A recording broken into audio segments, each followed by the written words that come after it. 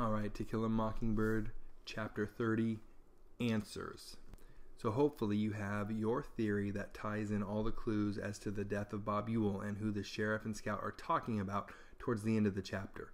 The one thing Atticus did not consider when he was convinced that Jem had stabbed Bob Ewell was Boo Radley's role in the situation.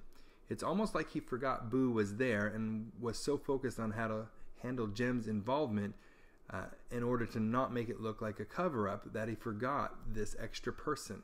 Of course, that's exactly who Sheriff Heck Tate is taking into consideration and trying to protect. So no, Bob Ewell did not fall on his own knife, nor did Jem do it. Remember, there are two knives in play here, a kitchen knife that killed Bob Ewell and a switchblade. We can assume that the switchblade was Bob Ewell's. Heck doesn't exactly lie about where he got it, right? He said he took it off a drunk man, and Scout said she could smell whiskey under the tree with the body, and Heck himself said Bob Ewell was drunk enough to attack children. The knife in Sheriff Heck Tate's possession is Bob's. So what we have is an extra person in the room and an extra knife, a kitchen knife. Boo would have heard the screams behind his house and grabbed a knife from his kitchen. Because he was used to being inside a dim, dark house, he could better see, as Heck mentions, as he came upon the scene and engaged in combat with Bob Ewell, succeeding in stabbing him and carrying Jem home.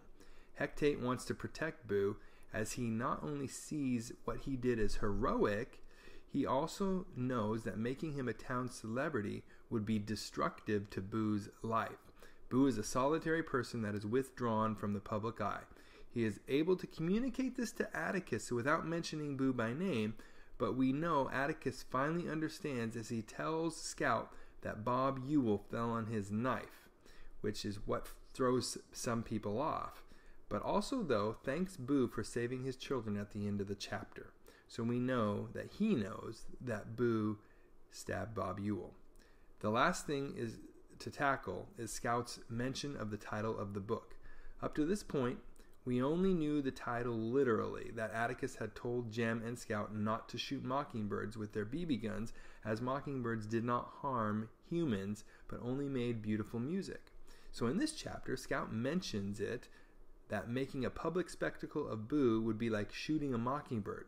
So now a mockingbird has become a metaphor or a symbol for Boo, a man who didn't mean any harm to anyone and did something good, saving Jem and Scout's lives.